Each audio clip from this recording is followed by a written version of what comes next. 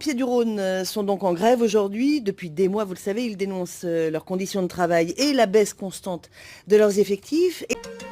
Le 5 novembre dernier, près de 500 soldats du feu étaient dans la rue pour montrer leur mécontentement.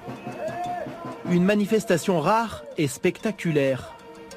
2 d'entre eux n'ont pas hésité à s'immoler par le feu pour interpeller les pouvoirs publics sur leurs revendications premières, le manque d'effectifs. Oui, les pompiers, je vous écoute. Oui, bonjour. Avant là, il y a un gros incendie. Venez en urgence, il y a le feu.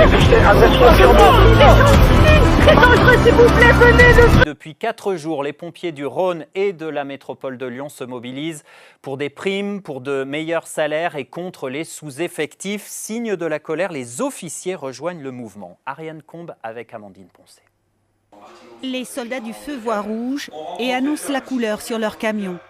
La grève, entamée le 1er octobre, est née d'un profond malaise. On a des interventions qui ont explosé. On est passé de 90 000 interventions à plus de 140 000 interventions en 10 ans.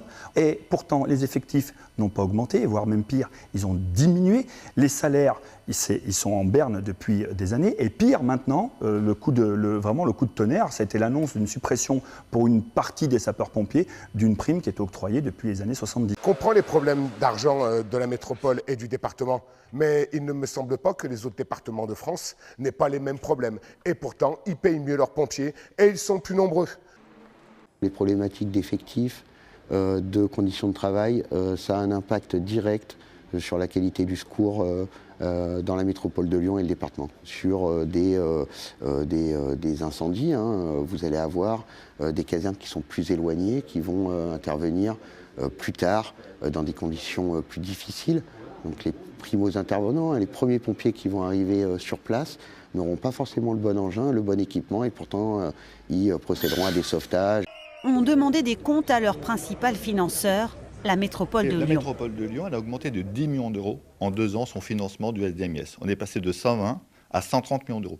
Nous sommes allés aussi loin que l'on peut, et donc aujourd'hui nous avons besoin de nouveaux financements, et on demande notamment une augmentation d'une taxe sur les assurances qui existe.